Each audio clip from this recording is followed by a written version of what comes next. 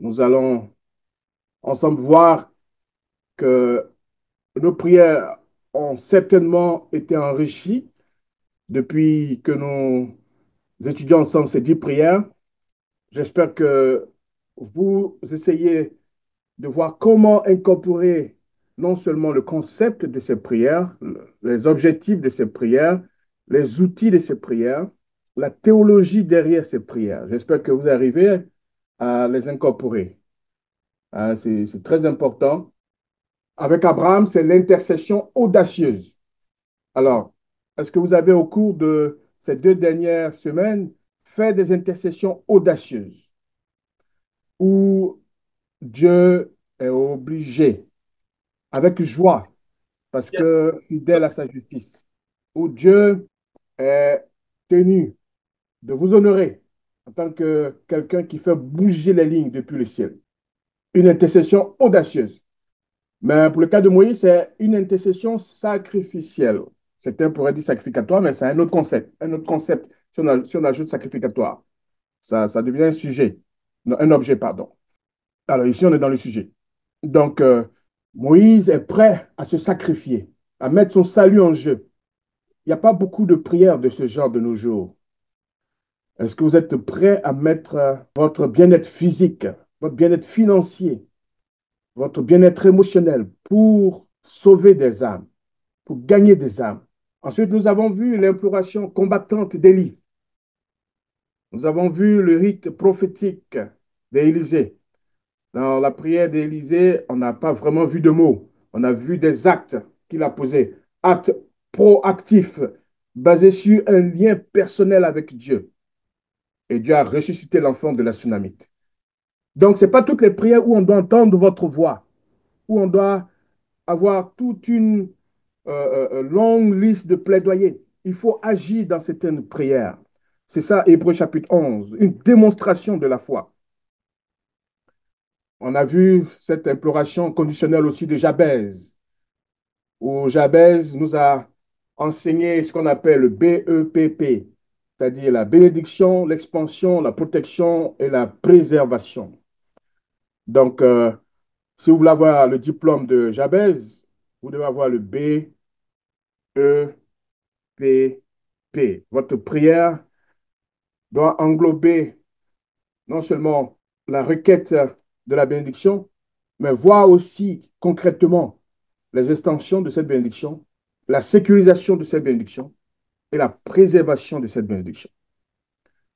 Beaucoup de gens prient sans anticiper, seulement anticiper dans sa prière.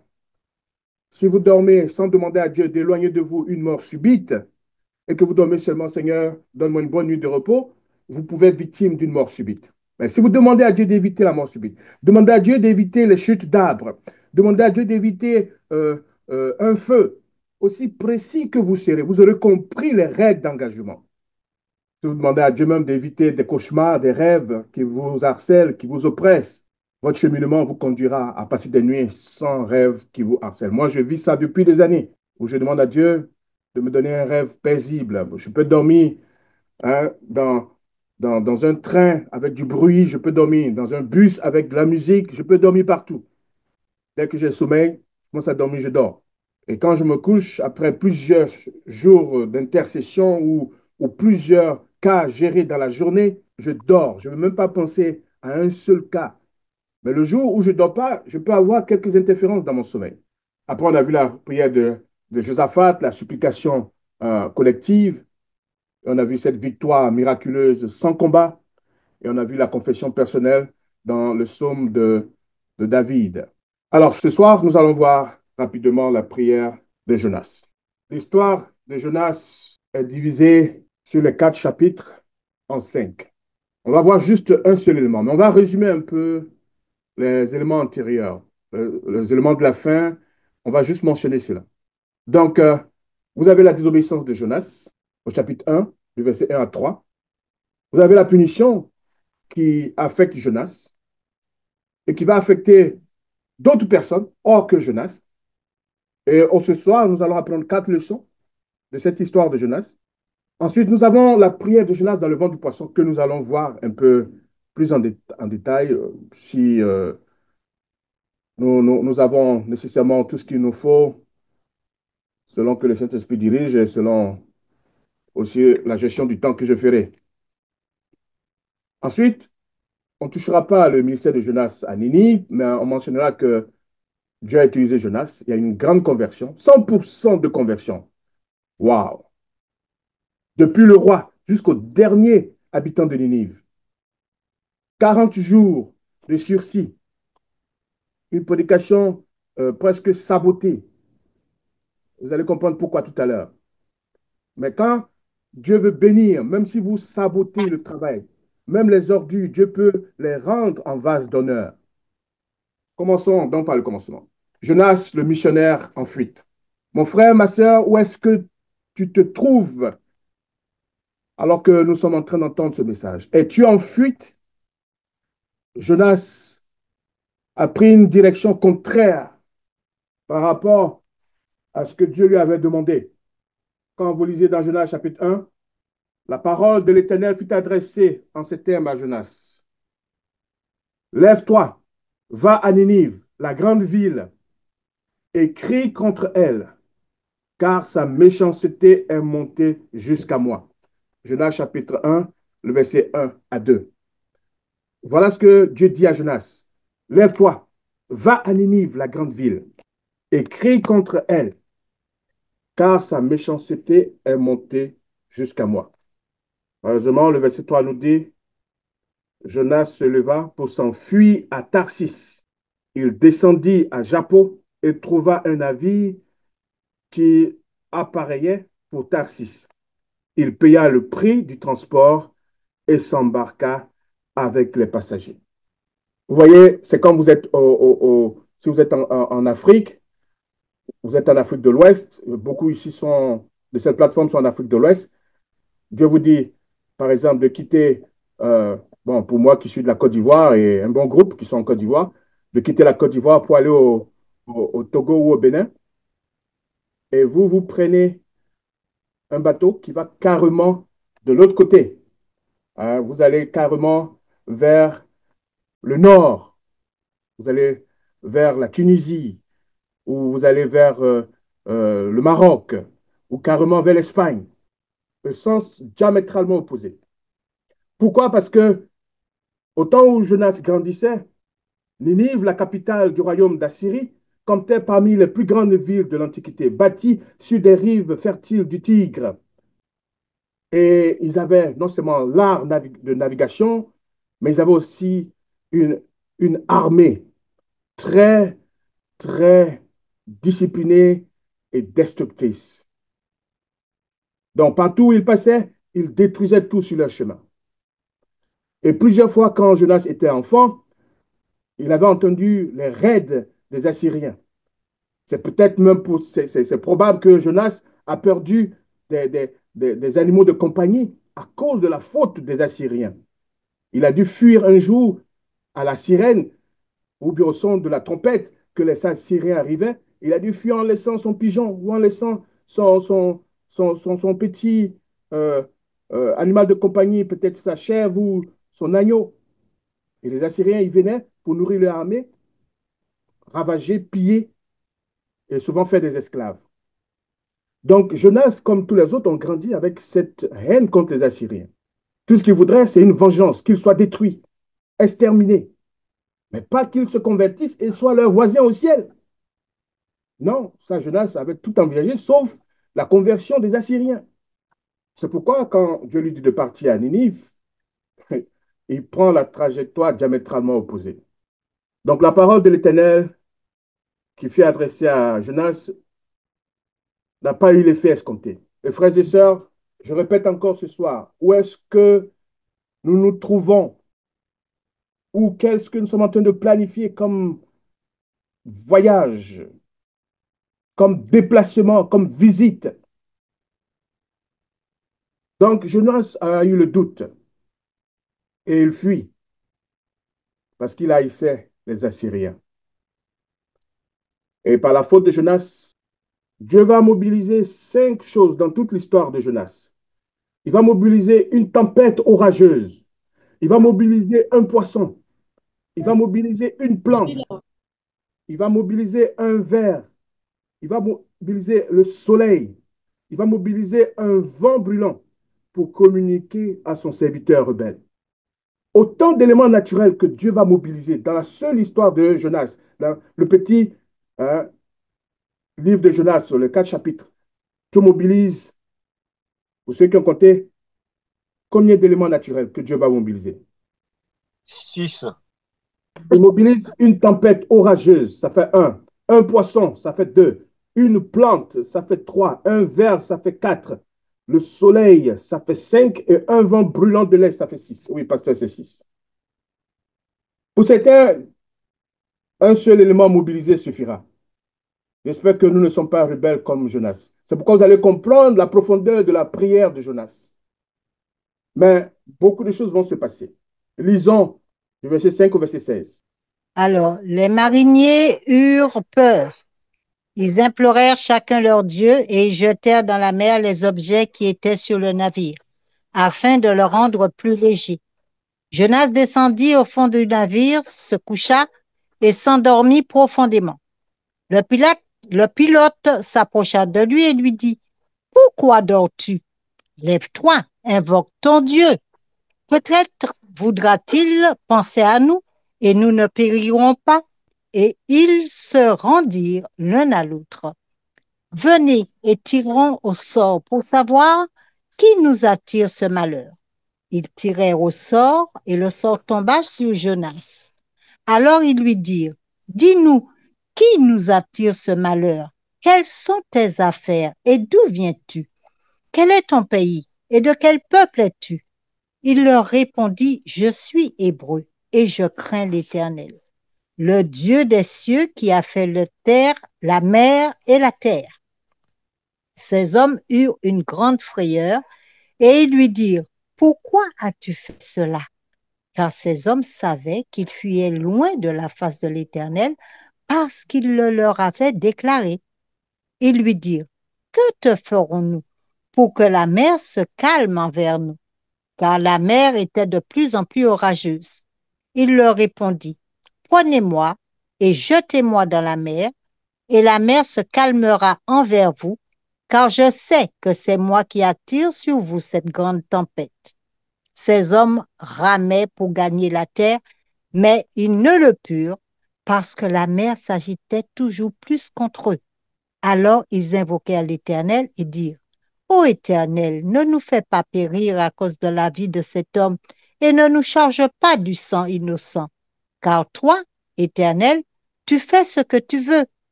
Puis ils prirent Jonas et le jetèrent dans la mer. Et la fureur de la mer s'apaisa. Ces hommes furent saisis d'une grande crainte de l'Éternel, et ils offrirent un sacrifice à l'Éternel et firent des vœux. Amen. Merci, sœur Marie. Vous voyez, Jonas, en fuyant loin de Dieu, ne savait pas que Dieu avait le monde dans ses mains. Mais son témoignage dans sa fuite va convertir des gens. C'est pas pour rien donc que Dieu a choisi Jonas. Jonas était un évangéliste aguerri. Jonas avait le verbe, cette possibilité de non seulement présenter qui il adorait, mais il était au mauvais endroit. Il n'était pas dans l'obéissance. Mes frères et sœurs, même dans la désobéissance du serviteur de Dieu, Dieu accomplit un miracle. Avant d'aller convertir les Ninivites, dans sa fuite, Dieu savait, il savait que ces marins adoraient des divinités par ignorance. Je vous ai raconté l'histoire de ce frère qui voulait voir sa situation changer et qui a écouté les histoires d'aide surnaturelle, occulte de ses amis, au point de faire taire sa conscience depuis sa maison, depuis la planification de son projet pour aller voir un prêtre vaudou. Il savait que c'était une mauvaise décision, mais il a fait taire sa conscience. Il est parti. Pendant qu'il était dans cette salle d'attente où il voyait des images, il voyait des sonorités, il savait qu'il n'était pas à sa place, mais il y est resté. Frères et sœurs, où est-ce que tu te trouves? Sur quel chemin es-tu en ce moment? Que planifies-tu en ce moment? Quel conseil as-tu écouté en ce moment? Il y a une sœur qui allait passer un mois, presque 2 mois, dans un couvent protestant pour un besoin. Mais quand elle est revenue, sa situation, malheureusement, n'a pas changé. Où est-ce que tu es tenté d'aller, mon frère, ma sœur? Pour Jonas, Dieu va faire un miracle, mais ce n'est pas pour tous les enfants de Dieu que Dieu agira de la sorte. C'est pourquoi les leçons que nous allons tirer ce soir doivent nous parler. Ces hommes furent convertis. Le verset 16, ces hommes furent saisis d'une grande crainte et de l'Éternel, et il offrit un sacrifice à l'Éternel. Mais ça ne sera pas le cas, malheureusement, pour beaucoup. Quelles sont les leçons d'abord que nous devons tirer? Le sort révèle. N'attendez pas que ce soit des esprits qui vous exposent. N'attendez pas que ce soit Satan qui vous interpelle de votre présence au mauvais endroit.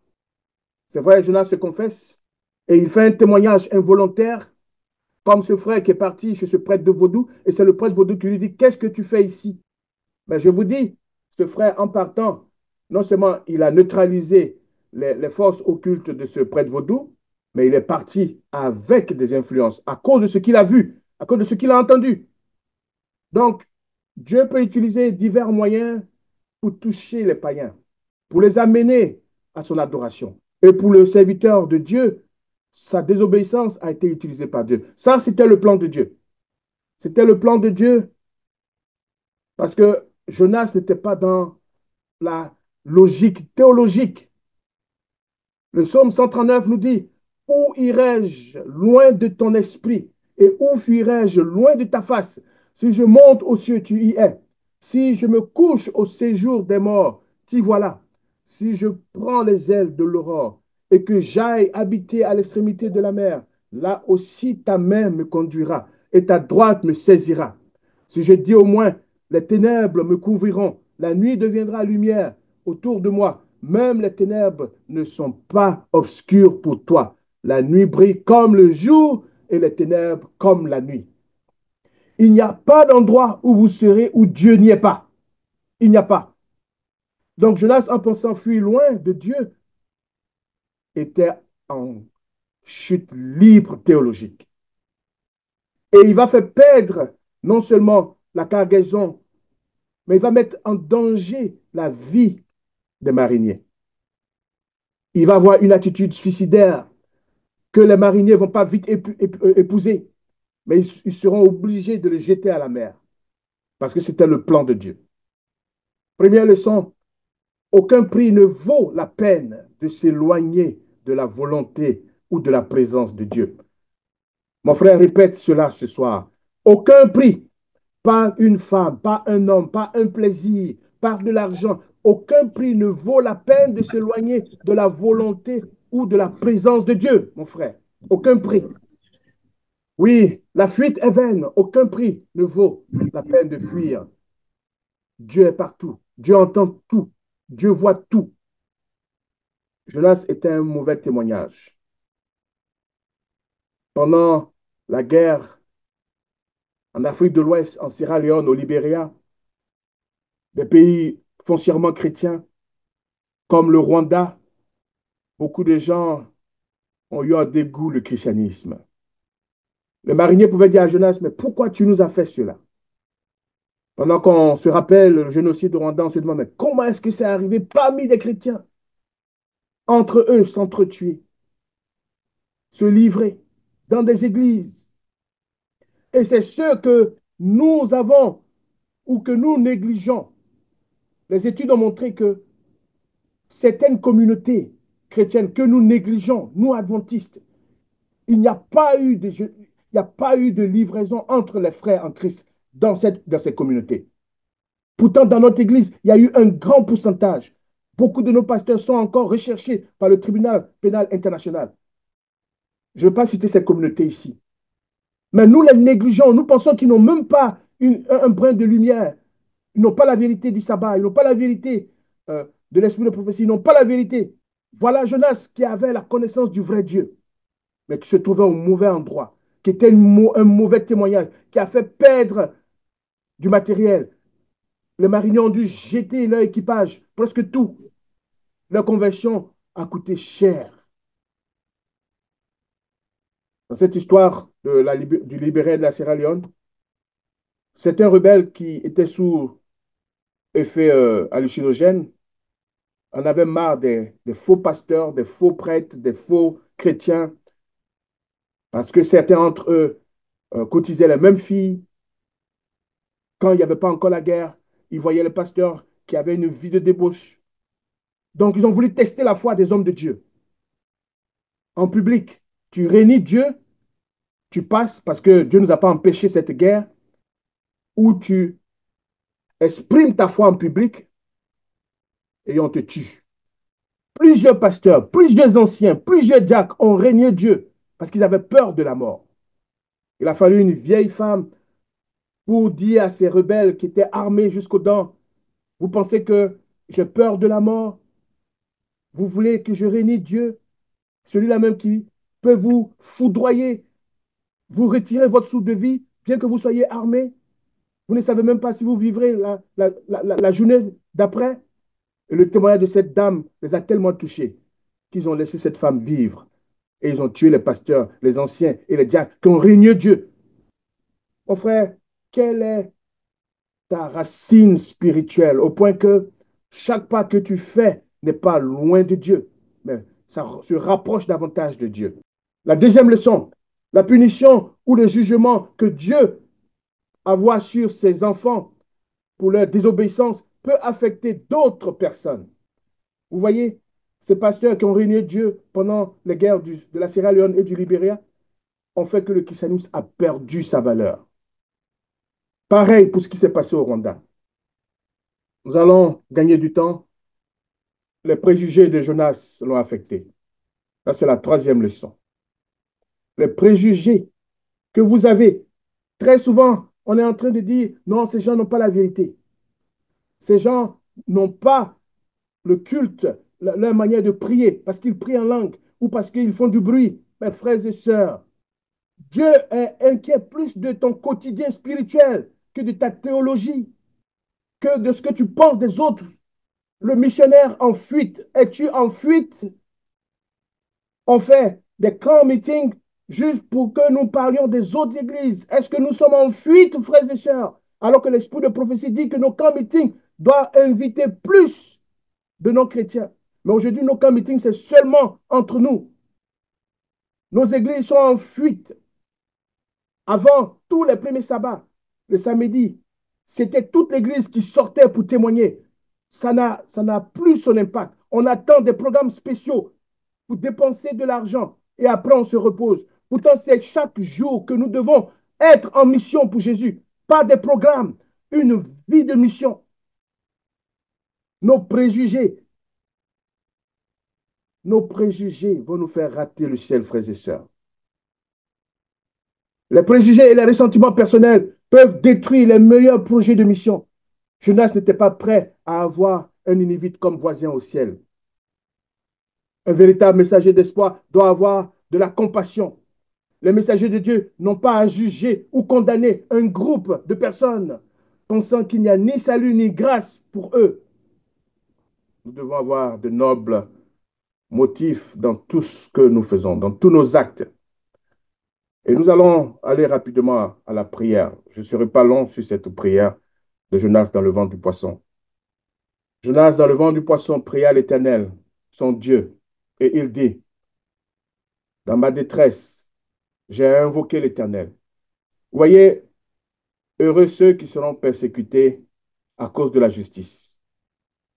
Si vous êtes persécutés à cause de votre mauvaise théologie, à cause de vos préjugés, vous n'êtes pas parmi la béatitude. Dans ma détresse qu'il a causée lui-même, j'ai invoqué l'Éternel et il m'a exaucé. Dieu est miséricordieux. Il veut que Dieu soit miséricordieux avec lui, mais pas avec les Ninivites. Du sein du séjour des morts, j'ai crié et tu as entendu ma voix. Tu m'as jeté dans l'abîme, dans le cœur de la mer, et les courants d'eau m'ont environné. Toutes tes vagues et tous tes flots ont passé sur moi.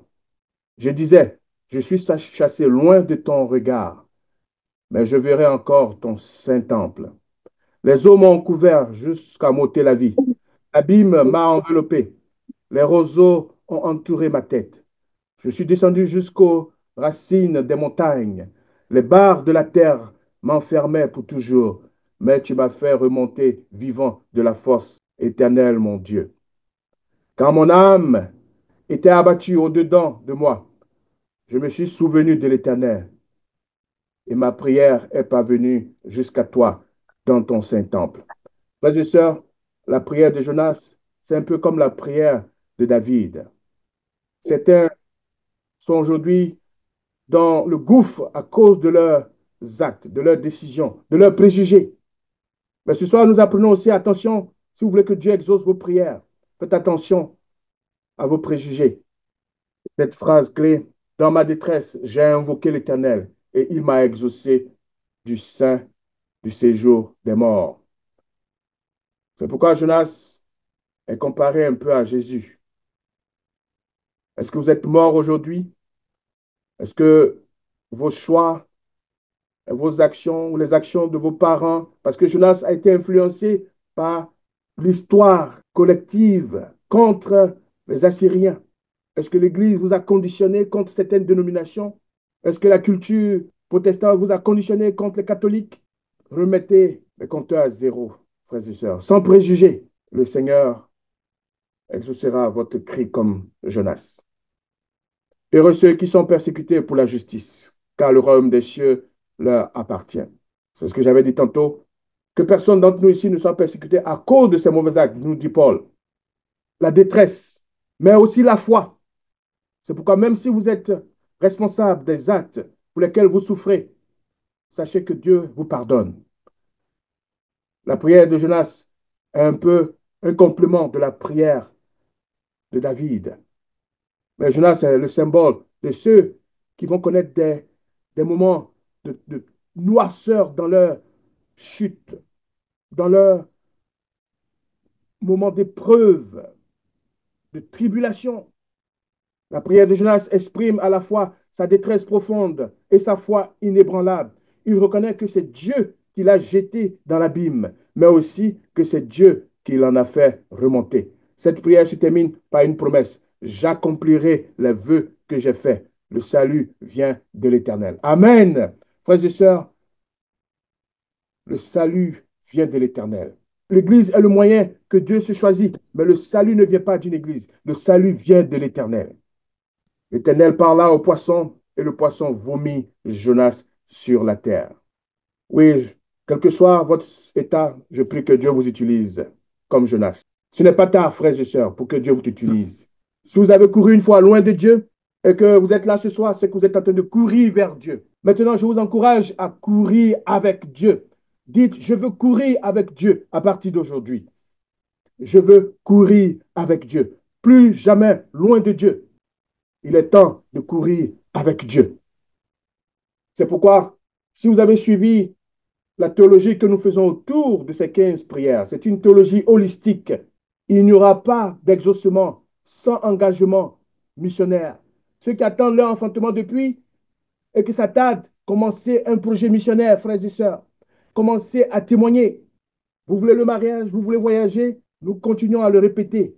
Il n'y a pas d'exaucement sans la compréhension du travail missionnaire.